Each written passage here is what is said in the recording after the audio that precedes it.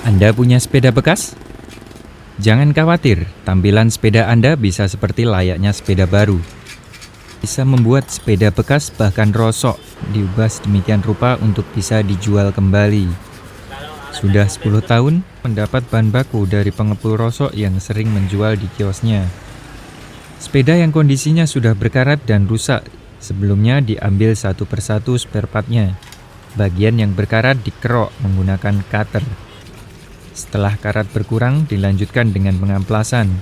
Dicuci menggunakan sabun colek untuk menghilangkan bekas karat dan oli yang menempel pada bagian gear sepeda. Kerangka dan bagian spare part yang selesai dibersihkan dijemur di bawah terik matahari. Setelah kering, diberi cat dasar dan pewarnaan sesuai model yang diinginkan. Selanjutnya dilakukan perakitan dari mulai memasang ban, stang, rem, saddle, dan spare part lainnya. Tak jarang Suratman mengganti spare part baru saat kondisi barang bekas sudah tidak bisa diperbaiki lagi. Sepeda bekas ini dijual mulai harga Rp150.000 sampai Rp1 juta tergantung merek dan kondisi sepeda.